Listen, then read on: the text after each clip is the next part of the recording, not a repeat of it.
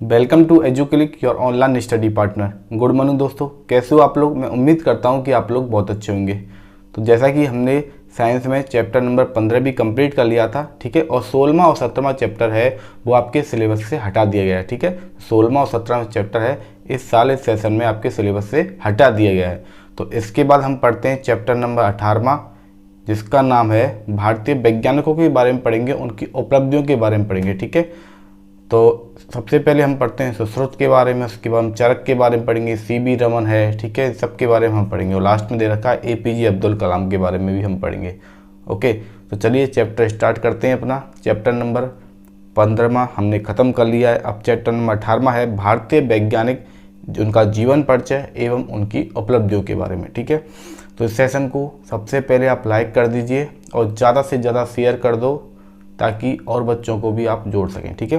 तो सेशन को शेयर करो ताकि और लोग भी साथ में जुड़ सकें और वो भी अपनी क्लास ले पाएँ। चलिए स्टार्ट करते हैं। चैप्टर नंबर है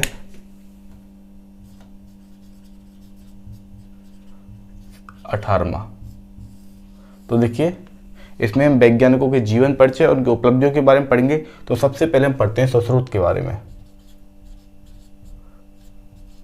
सुश्रुत के बारे में देखिए, सुश्रुत की बात करें तो ये विश्वामित्र के वंशज माने जाते हैं, ठीक है। और इनके जन्म की बात करें तो इनका जन्म हुआ था 6वीं शताब्दी ईसा पूर्व, ठीक है, 6वीं शताब्दी ईसा पूर्व में इनका जन्म हुआ था। और इनकी प्रारंभिक शिक्षा की बात करें तो इन्होंने जो प्रारंभिक चिकित्सीय ज्ञान लिया था वो धन्वंतरी के आश्रम से लिया था। धन्वंतरी के आश्रम से लिया था, ठीक है। और बात करें तो दुनिया में सबसे पहले शल्य चिकित्सा के बारे में,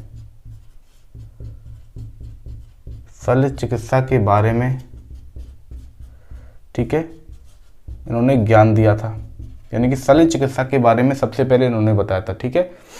और इसके बारे में और हम बात करें, इसके साथ ही इन्होंने शल्य चिकित्सा में काम आने वाली जो उपकरण होते हैं, यानी कि यंत्र होते हैं, ठीक है, उनके बारे में भी बताया था। तो इन्होंने 101 यंत्रों के बारे में बताया। कितने यंत्रों के बारे में? 101 यंत्रों के बारे में बताया, दुनिया को ज्ञान दिया कि 101 यंत्रों का उपयोग शल्य चिकित्सा में किया जाता है, ठीक है। और बात करें, इन्होंने शल्य चिकित्सा के बारे में अच्छा खासा डिटेल देने के लिए, विवरण देने के लिए, ठीक है, एक ग्रंथ लिखा था, जिस ग्रंथ का नाम है सुश्रुत संहिता, ठीक है, सुश्रुत संहिता।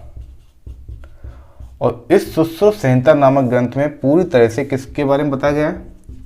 शल्य चिकित्सा के बारे में बताया गया है। और इस ग्रंथ की बात करें तो इस ग्रंथ का कई भाषाओं में क्या किया गया था? अनुवाद किया गया था। कई भाषाओं में इस ग्रंथ का क्या हुआ? अनुवाद हुआ। और ये ग्रंथ है काफ़ी फेमस हुआ। किसके क्षेत्र में? शल्य चिकित्सा के क्षेत्र में काफ़ी ये ग्रंथ फेमस हुआ, ठीक है। और बात करें कि शल्य चिकित्सा के बारे में सुश्रुत के दिए गए ज्ञान की बात करें तो इन्होंने 101 यंत्रों के बारे में बताया था। इसके साथ साथ इन्होंने शल्य चिकित्सा के कई ऑपरेशन भी बताए थे कि शल्य चिकित्सा के ऑपरेशन किस प्रकार से किए जाते हैं, ऑपरेशन के बारे में भी बताया था। सर्जरी कैसे की जाती है इसके बारे में बताया था। और इन्होंने सबसे पहले देखिए कान, नाक और होठ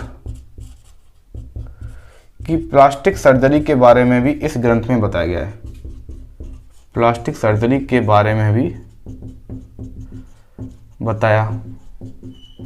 किस में बताया? इन्होंने बताया था इस सुश्रुत संहिता में बताया था, ठीक है। कान, नाक और होठ की, ठीक है, होठ नहीं है, होठ है, होठ की प्लास्टिक सर्जरी के बारे में बताया था। इसी कारण सुश्रुत को प्लास्टिक सर्जरी का जनक भी हम कह सकते हैं। प्लास्टिक सर्जरी का जनक इसको कहा जा सकता है। ठीक है। इसके साथ साथ ही इसको कहा जाता है शल्य चिकित्सा का पिता, शल्य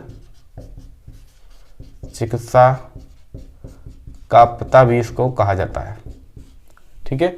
और बात करें कि इन्होंने क्या बताया था, इन्होंने देखिए आपूर्ति दोष के बारे में इन्होंने सबसे पहले बताया था।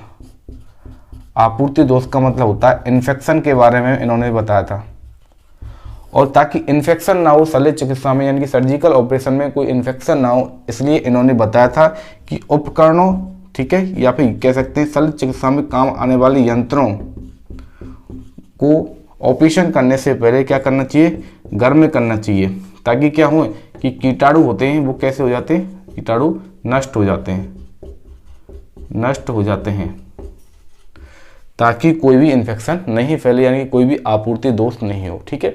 इतना सब कुछ बताया था सुश्रुत ने। सुश्रुत के बारे में आपको मेनली ये याद रखना है कि ये विश्वामित्र के वंशज थे, शल्य चिकित्सा का पिता इनको कहा जाता है। इनका जन्म 6वीं शताब्दी ईसा पूर्व में हुआ था। इन्होंने प्रारंभ चिकित्सीय ज्ञान लिया था वो धन्वंतरि के आश्रम में लिया था। इन्होंने 101 यंत्रों के बारे में बताया था। इन 101 यंत्रों में इसका एक संदेश यंत्र था। कौन सा यंत्र? इसका एक संदेश यंत्र था। जो आजकल के जो सर्जन होते हैं, ठीक है, आधुनिक युग के जो सर्जन हैं, ठीक है, उन सर्जनों का जो पट्टी पकड़ने वाला होता है, पट्टी या फिर हम कह सकते हैं कि काटने वाला जो उपकरण होता है जिसको कहा जाता है फोर्सेप्स, ठीक है, या इसको कहते हैं चिमटी, चिमटी, इसके रूप जैसा था, रूप जैसा था, ठीक है, ये आपको याद रखना है। संदेश यंत्र था, उस समय का संदेश यंत्र था वो आधुनिक सर्जन के पट्टी, ठीक है, पकड़ने वाले या काटने वाली जो चिमटी होती है जिसको फोर्सेप्स कहा जाता है उसके जैसा था। इसके बारे में इन्होंने बताया था। इन्होंने कई मेजर ऑपरेशंस के बारे में बताया था, कई ऑपरेशंस के बारे में इस सुश्रुत संहिता में बताया था। ये आपको याद रखना है, ठीक है। इस सुश्रुत संहिता का कई भाषाओं में अनुवाद किया गया था और ये हमारे देश में नहीं पूरे विदेश में भी, भाई कई देशों में, ठीक है, इस सुश्रुत संहिता को काफ़ी पसंद किया गया था, काफ़ी फेमस हुई थी। इसके साथ साथ ही इन्होंने सबसे पहले कान, नाक, होठ की प्लास्टिक सर्जरी के बारे में बताया था और इसी कारण इनको प्लास्टिक सर्जरी का जनक भी कहा जा सकता है, ठीक है। इन्होंने आपूर्ति दोष के बारे में बताया था, इन्फेक्शन के बारे में इन्होंने सबसे पहले बताया था। इसी कारण इन्होंने बताया था कि जो शल्य चिकित्सा में काम आने वाले उपकरण होते हैं उनको गर्म कर लेना चाहिए, जिससे कीटाणु यानी बैक्टीरिया वगैरह हैं वो नष्ट हो जाते हैं। इसके साथ साथ इन्होंने, ठीक है, चिकित्सालयों में सफाई के निर्देश भी दिए थे। चिकित्सालयों में सफाई के बारे में भी इन्होंने निर्देश दिया था। किसमें? सुश्रुत संहिता में। तो ये हो जाता है सुश्रुत के बारे में, ठीक है। ये सुश्रुत के बारे में इतना ही है, आपके सिलेबस में इतना ही पढ़ना है आपको। अब जो हम नेक्स्ट पढ़ने वाले हैं वो हम पढ़ेंगे चरक के बारे में, ठीक है। किसके बारे में? चरक के बारे में हम वो पढ़ना है, ओके। तो देखिए चरक के बारे में हम सबसे पहले तो ये देखते हैं कि चरक का अर्थ क्या होता है। देखिए चरक का अर्थ होता है चलना। क्या होता है? चलना। तो देखिए चरक इनका नाम क्यों पड़ा? क्योंकि इन्होंने लोगों की मदद की, जिसको पीड़ा होती थी उसके पास पहुंचते थे। इन्होंने बहुत सारी यात्रा की लोगों की सेवा करने के लिए, ठीक है, अपने चिकित्सीय ज्ञान को पहुंचाने के लिए, उनकी पीड़ाओं को दूर करने के लिए, ठीक है। इसी कारण इनका नाम क्या पड़ा? चरक पड़ा, ठीक है। ये आपको इस तरह से याद रखना है। इसके बारे में, जो चरक के बारे में हम देखते हैं तो देखिए ये आयुर्वेद के महान आचार्य थे। आयुर्वेद के महान आचार्य की इनकी संज्ञा दी जाती है, महान आचार्य, ठीक है। और बात करें तो इन्होंने सबसे पहले बताया था, इन्होंने ही सबसे पहले पाचन के उपापचय यानी कि पाचन की प्रक्रिया के बारे में, इसके अलावा प्रतिरक्षा, शरीर की प्रतिरक्षा के बारे में इन्होंने क्या सबसे पहले बताया था। और इन्होंने बताया था कि हमारे शरीर में वात, पित्त एवं कफ, ये 3 प्रकार के क्या पाए जाते हैं? दोष पाए जाते हैं। और जब इन दोषों में क्या होता है? असंतुलन होता है। इन दोषों में असंतुलन होता है, तो असंतुलन होने पर ही हमारा शरीर क्या होता है? बीमार हो जाता है, ठीक है। इसके अलावा देखिए 2000 वर्ष पहले ही चरक ने 2000 वर्ष पहले ही पहले ही आनुवांशिकी के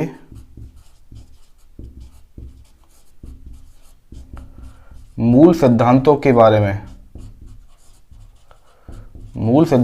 बारे में जान लिया था। ठीक है, 2000 वर्ष पहले आनुवांशिकी के यानी जेनेटिक्स के जो मेन थ्योरी थी उनके बारे में ही जान लिया था। ये आपको याद रखना है। इसके साथ ही इन्होंने अपना ज्ञान चरक संहिता नामक ग्रंथ में दिया था। और चरक संहिता संस्कृत का सबसे बड़ा ग्रंथ माना जाता है। ठीक है, चरण संहिता को गद्य एवं पद्य इसके साथ साथ 8 खंडों में विभाजित किया गया है और इसको गद्य और पद्य दोनों में लिखा गया है। इन्होंने ही 2000 वर्ष पहले आनुवांशिकी के मूल सिद्धांत के बारे में जान लिया था और ये तब तक ये भी जान चुके थे कि जो बच्चे का लिंग होता है, शिशु के लिंग के कारण को भी ये जान चुके थे के कारण। इसके साथ साथ इन्होंने आनुवांशिक रोग, ठीक है, आनुवांशिक विकार जैसे कि अंधा होना, ओके, लंगड़ा होना, ठीक है, ये माता पिता से हमें प्राप्त होते हैं, इसके बारे में भी इन्होंने बता दिया था। और इसके अलावा चरक ने ये भी बताया था कि जो चिकित्सक और जो चिकित्सीय अध्ययन करने वाले जो विद्यार्थी होते हैं, ठीक है, उनके बारे में भी, उनको चिकित्सीय ज्ञान के बारे में, उनकी प्रतिज्ञाओं के बारे में, ठीक है, उनको किस प्रकार से पढ़ना चाहिए, किस प्रकार से उनको साफ सफाई का ध्यान रखना चाहिए। इसके अलावा जो कोई भी मरीज होता है उसको कभी भी अपना शत्रु नहीं मानना चाहिए। इसके अलावा उन्होंने ये भी बताया था कि मरीज के कोई भी घर की बात है वो किसी के सामने नहीं बतानी चाहिए। ठीक है, तो इन सब चीज़ों के बारे में, इन सब बातों के बारे में चरक ने बताया था।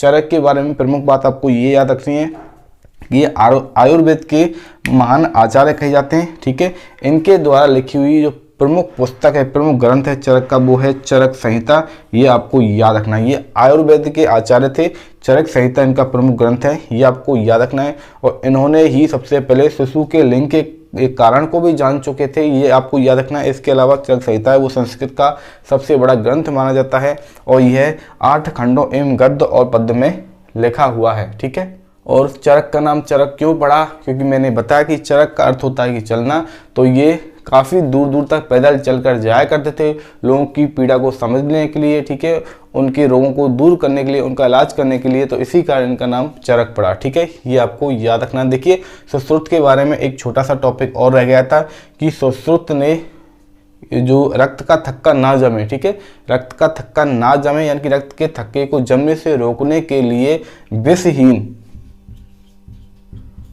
विषहीन जोंकों का भी इस्तेमाल किया था, जोंकों का भी इस्तेमाल किया था। ये आपको याद रखना है। ठीक है, तो इस तरह से हमने 2 पढ़ लिए, सुश्रुत और चरक। अब इसके बाद हम पढ़ते हैं डॉक्टर सीवी रमन के बारे में। ठीक है, ये एक बार मैं रफ कर देता हूँ, उसके बाद हम आगे पढ़ते हैं।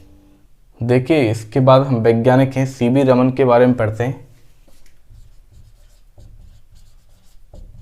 सीवी रमन, तो देखिए, सीवी रमन की बात करें तो इनका पूरा नाम था चंद्रशेखर वेंकट रमन। ठीक है, और शॉर्ट में कहते हैं सीवी रमन। इनका जो जन्म हुआ था, नवंबर 1888 में। ठीक है, तो 7 नवंबर 1888 में इनका जन्म हुआ था। कहाँ पर हुआ था? तमिलनाडु में हुआ था। तमिलनाडु में तिरुचिरापल्ली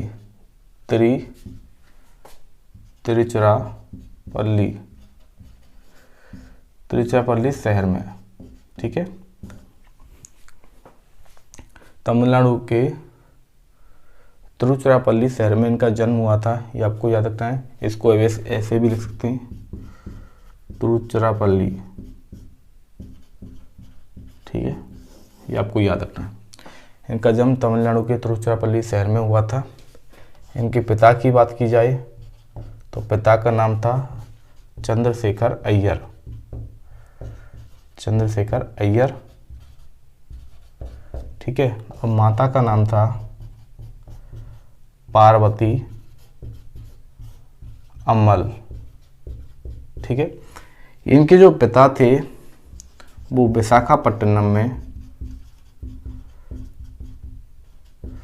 विशाखापट्टनम के वोल्टेयर कॉलेज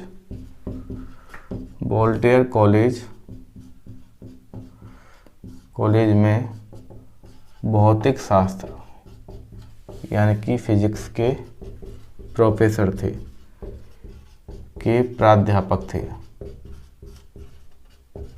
ठीक है। ये आपको याद रखना है। और चंद्रशेखर रमन यानी सीवी रमन की बात करें तो सीवी रमन ने इसी वोल्टेयर कॉलेज से, ठीक है, किससे, वोल्टेयर कॉलेज से, इसी वोल्टेयर कॉलेज से इंटर पास किया था, इंटर पास किया, उत्तीर्ण हुआ कैसे, फर्स्ट ग्रेड से, यानी कि प्रथम श्रेणी से उत्तीर्ण किया, टॉप पर आए थे, पहले नंबर पर आए थे, ठीक है। फिर बात करें 1907 की बात की जाए, अब ये हो जाते हैं 19 साल के। इन्होंने एमएससी किया यहाँ से, ठीक है। किस में किया था, इन्होंने फिजिक्स में किया था, यानी कि भौतिक विज्ञान में इन्होंने एमएससी किया। ये आपको याद रखना है, 1907 की बात की जा रही है, ठीक है। इसके बाद इन्होंने अर्थ विभाग 1907 में ही अर्थ विभाग की प्रतियोगिता में हिस्सा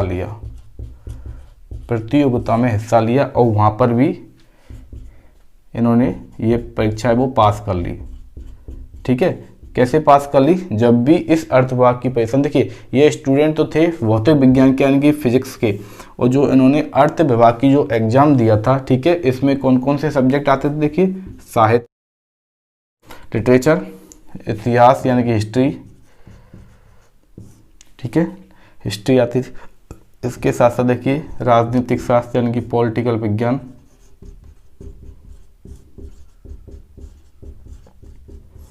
ठीक है। यानी कि ये सब्जेक्ट इनकी नहीं थी, फिर भी इन्होंने यह परीक्षा थी अर्थ विभाग की, इन्होंने पास कर ली थी। इस कारण इनको उप महालेखापाल बना दिया गया। इसी अर्थ विभाग में इनको उप महालेखापाल बना दिया गया। इसके बाद देखिए रमन ने क्या किया कि वीणा, मृदंग, ठीक है, मृदंग और तानपुरा, ये तो थे देसी वाद्यंत्र, ठीक है। और विदेशी की बात की जाए तो देखिए पियानो है, वायलिन है। तो वीणा, मृदंग, तानपुरा जैसे देसी वाद्यंत्र और पियानो, वायलिन जैसे विदेशी जो वाद्यंत्र थे, ठीक है। तो इन्होंने इनके जो आवाज़ थी यानी कि इनके जो ध्वनिक गुण थे, इनके ध्वनिक जो गुण थे, साउंड प्रॉपर्टी थी इनके ऊपर इन्होंने क्या किए, अनुसंधान किया, रिसर्च की, ठीक है। तो देखिए, तो इस समय ये विज्ञान पर ज़्यादा ध्यान नहीं दे पा रहे थे, तो इसी कारण इन्होंने वर्ष 1917 में डाक विभाग के महालेखापाल से क्या दे दिया, इस्तीफा दे दिया। इसके बाद ये कोलकाता विश्वविद्यालय यानी कि कोलकाता यूनिवर्सिटी में प्रोफेसर बन गए, इनकी प्रवक्ता बन गए, ठीक है। और वहाँ पर इन्होंने रमन प्रभाव यानी कि रमन इफेक्ट की खोज की और यह खोज 1928 में जाकर पूरी होती है, ठीक है। और इसी रमन प्रभाव के कारण इनको 1930 में नोबेल पुरस्कार दिया गया। नोबेल पुरस्कार मिला। अब देखिए ये रमन प्रभाव क्या था। रमन प्रभाव के बारे में इन्होंने बताया था, इसका दूसरा नाम था रमन प्रकीर्णन। रमन प्रकीर्णन इसका दूसरा नाम था। इसमें इन्होंने बताया था कि जब प्रकाश होता है, ठीक है, वह द्रव माध्यम से गुजरता है। कौन से माध्यम से? द्रव माध्यम से गुजरता है। यानी कि जब प्रकाश है वो जल से गुजरता है तो प्रकाश एवं द्रव के मध्य अंतःक्रिया होती है, जिसके कारण प्रकाश है वो फैल जाता है। इसका क्या हो जाता है? इस प्रकार का प्रकीर्णन हो जाता है। ठीक है, और यही प्रभाव क्या कहलाया? यही प्रभाव रमन प्रभाव कहलाया है। रमन प्रकीर्णन इसको कहा जाता है। इसी रमन प्रभाव के ऊपर इनको 1930 में नोबेल पुरस्कार मिला था। ठीक है, और देखिए इसी रमन प्रभाव या प्रकीर्णन के जो उदाहरण हैं, जैसे जो समुद्र का पानी है, समुद्र का पानी कैसा दिखाई देता है? नीला दिखाई देता है।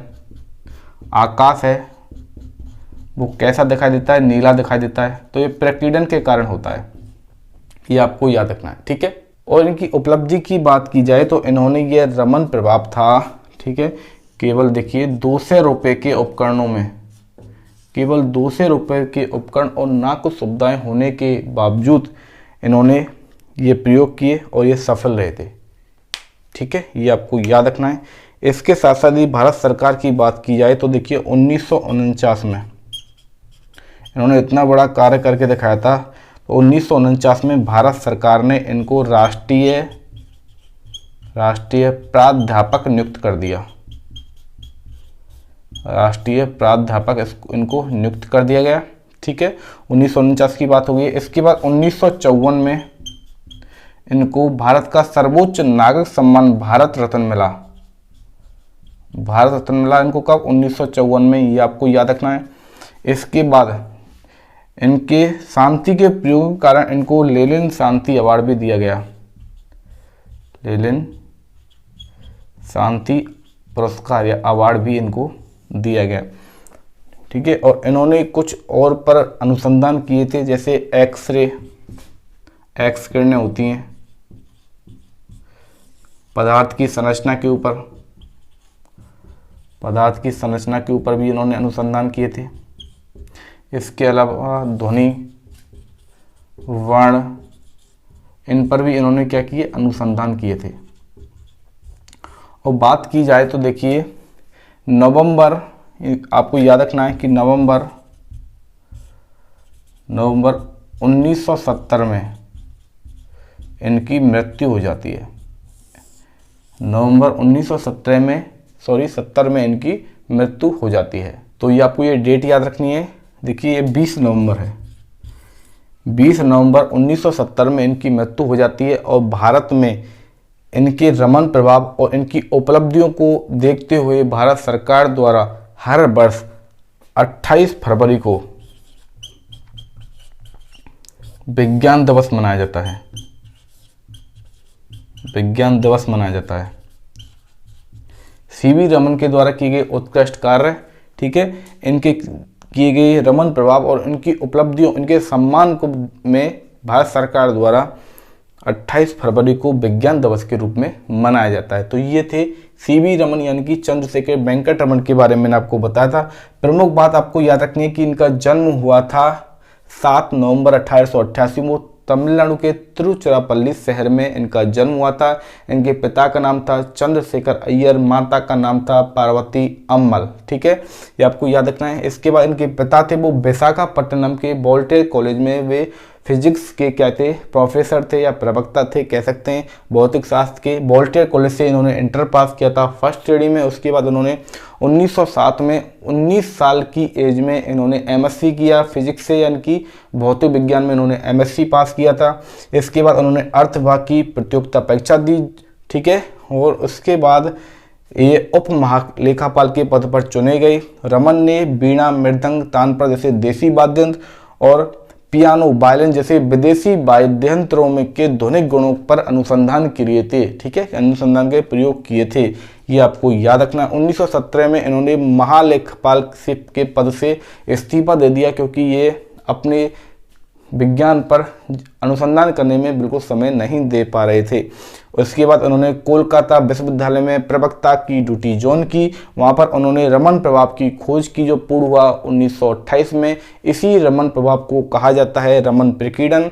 अब ये रमन प्रभाव, रमन प्रकीर्णन क्या इन्होंने बताया था, जब प्रकाश किरणें होती हैं वो द्रव माध्यम में जाती हैं, यानी कि प्रकाश किरणें और द्रव जब इनके बीच में आपस में अंतःक्रिया होती है तो प्रकाश का होता है प्रकीर्णन, और इसी प्रकीर्णन के कारण समुद्र के पानी का रंग नीला दिखाई देता है और आकाश का रंग भी नीला दिखाई देता है, और यही कहलाता है रमन प्रभाव। इसकी खोज की थी डॉक्टर CB रमन के द्वारा, इनकी चंद्रशेखर वेंकट रमन के द्वारा, और ये खोज हुई थी 1928 में। और 1930 में इनको नोबेल पुरस्कार दिया गया था, और भारत सरकार द्वारा 1949 में राष्ट्रीय प्राध्यापक इनको नियुक्त किया गया। 1954 में भारत का सर्वोच्च सम्मान इनको दिया गया था, भारत रत्न दिया गया था 1954 में। और शांति के क्षेत्र में इनकी आकर्षक और प्रशंसनीय कार्य के लिए इनको लेनिन शांति पुरस्कार भी दिया गया था, ये आपको याद रखना है। और इनकी याद में 28 फरवरी को विज्ञान दिवस मनाया जाता है, ये आपको याद रखना है। इनकी मृत्यु हुई थी 20 नवंबर 1970 को। इसके साथ साथ उन्होंने एक्स किरणें, पदार्थ की संरचना, ध्वनि, वर्ण पर भी अनुसंधान के प्रयोग किए थे। इसके साथ उन्होंने ठोस द्रव गैस पर भी अनुसंधान के प्रयोग किए थे, ये आपको याद रखना है। ये हो जाते हैं CB रमन। आज हमने 3 पढ़ लिए वैज्ञानिक। कौन कौन से? पहले वैज्ञानिक का नाम मैंने आपको बताया था, सबसे पहले हमने पढ़ा था सुश्रुत के बारे में। तो सुश्रुत थे वो चिकित्सा शास्त्र के जनक इनको कहा जाता है। ठीक है, जो शल्य चिकित्सा के जनक इनको कहा जाता है सुश्रुत को। और आयुर्वेद के बारे में बताया जाए तो आयुर्वेद के प्रसिद्ध जो आचार्य थे वो जाना जाते हैं चरक के रूप में, और CB रमन को रमन प्रभाव के लिए जाना जाता है। इसके बाद नेक्स्ट है होमी जहांगीर भाभा। ठीक है, तो वो हम करेंगे कल की नेक्स्ट क्लास में। आज का सेशन हम इतना ही रखते हैं। इस वीडियो को आप ज़्यादा से ज़्यादा लाइक करना, और जिन लोगों ने अभी तक चैनल को सब्सक्राइब नहीं किया वो चैनल को सब्सक्राइब करेंगे, साथ में बेल आइकन दबाएंगे, जिससे आपको चैनल से रिलेटेड हर एक नोटिफिकेशन अपडेट आपको अवेलेबल हो सके। ठीक है, तो आपका सिलेबस है वो साइंस का जल्दी ही कंप्लीट होने वाला है। ठीक है, इसके बाद मैं आपकी इंग्लिश की जो क्लासेज हैं वो भी कंटिन्यू करूंगा, और इंग्लिश का जो ग्रामर वाला पूरा पोर्शन है वो भी मैं आपको कंप्लीट करवाऊंगा, और ये आपका ये सिलेबस कंप्लीट हो जाएगा एक बार साइंस का। ठीक है, उसके बाद हम रिवीजन क्लास भी अटेंड करेंगे। ओके, अभी देखिए नेट की थोड़ी प्रॉब्लम चल रही है, इंटरनेट सर्विस है वो हर जगह अवेलेबल नहीं है, इसी कारण मुझे भी काफ़ी प्रॉब्लम हो रही है। मुझे भी बाहर जाकर वीडियो बनानी पड़ती है, ओके, और मुझे रिकॉर्ड करनी पड़ रही है, लेकिन मैं कोशिश कर रहा हूँ कि आपको टाइम से वीडियो अवेलेबल हो जाए। ठीक है, उसमें थोड़ा बहुत कभी कभी लेट लगती भी हो जाती है, लेकिन रेगुलरली आपकी वीडियो हैं वो अपडेट हो रही हैं। तो आप अच्छे से पढ़ाई कीजिए। आप लोग इतने व्यू नहीं आ रहे हैं वीडियो पर जितनी मैं मेहनत कर रहा हूँ। ठीक है, तो आप लोग ऐसा मत कीजिए, ड्रॉप मत कीजिए, वीडियोज को कंटिन्यू देखिए और कंप्लीट कीजिए, ताकि आपकी पढ़ाई बिल्कुल भी बाधित नहीं हो। हम आपके लिए पूरी तरह से प्रयास करते हैं, पूरा प्रयास कर रहे हैं कि आपके लिए हर तरह से मतलब कि पूरा सिलेबस है कंप्लीट करवाया जाए, लेकिन आप लोग बिल्कुल वीडियोज को नहीं देख रहे हैं, तो आप ऐसा मत कीजिए। ओके, आपका सिलेबस साइंस का कंप्लीट होने वाला है। जिन्होंने अभी ही स्टार्ट किया है तो वो पिछली वीडियो देख सकते हैं, चैनल पर आप जाइए, वहाँ पर साइंस की प्लेलिस्ट में आपको वीडियोज अवेलेबल हो जाएंगी, और आपको जिस सब्जेक्ट की क्लास लेनी है उसकी वीडियोज भी वहाँ पर अवेलेबल हैं। ठीक है, तो इस तरह से मैंने आपको समझा दिया है, आपको समझ में आ गया हुआ। ठीक है, तो अपन मिलते हैं कल की नेक्स्ट क्लास में, जिसमें हम अपना नेक्स्ट टॉपिक कवर करेंगे। तब तक आप हंसते रहिए, मुस्कुराते रहिए, और शानदार तरीके से घर बैठकर पढ़ाई को जारी रखिए। मिलते हैं कल की नेक्स्ट क्लास में।